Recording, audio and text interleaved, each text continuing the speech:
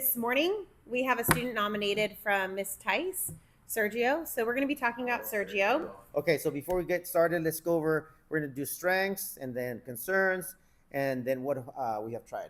Tyson. All right. So in English, he's incredibly insightful during class. When he's engaged verbally, he has great critical thinking skills, and he oftentimes can carry the conversation in class. So in science, he's really natural with his hands-on work. During labs, he's a leader. He understands the concepts.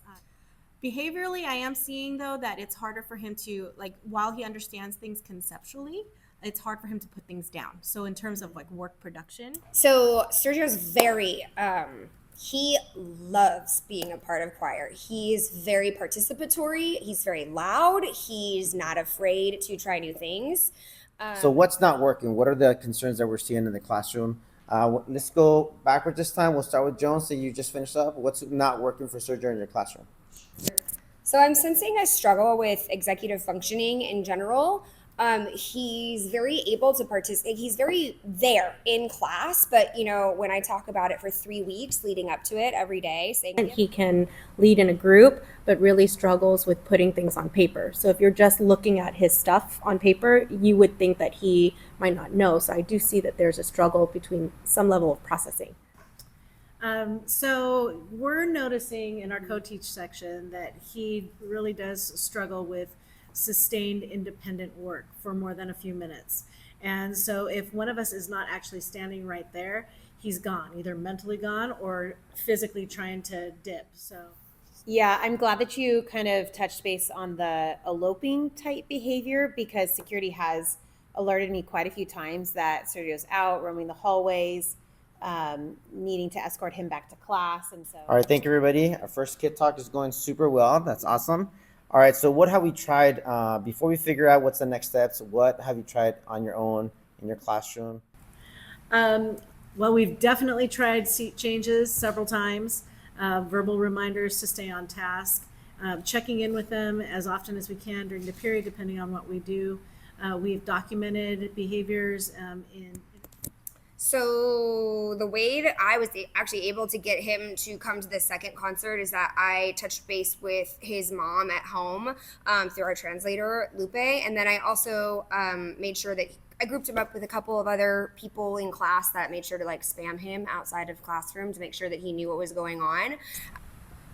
For me, I did a student-teacher conference. I talked to Sergio after class one day, held him in at lunch, and we had a conversation about how to help with putting things on paper, chatted with him about you've been doing really well, but on paper we need things to be evident of your work. And so we agreed to having him going to some tutoring. So we're going to set him some.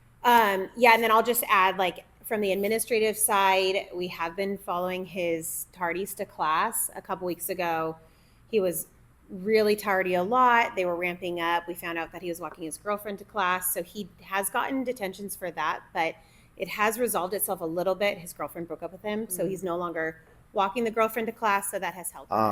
So what are the next steps? What is it that, can you go over the different interventions we want to maybe explore, and then decide as a team, and then who's going to do what? Okay, so far off of our interventions that we've attempted so far, it looks like we've done, there's some variations of student-teacher conferences, messages to parents, parent phone call. I can definitely call the student in to check out the captain's closet, since you mentioned the uniform thing, just to kind of let them know the resources available. And I can give mom a call as well.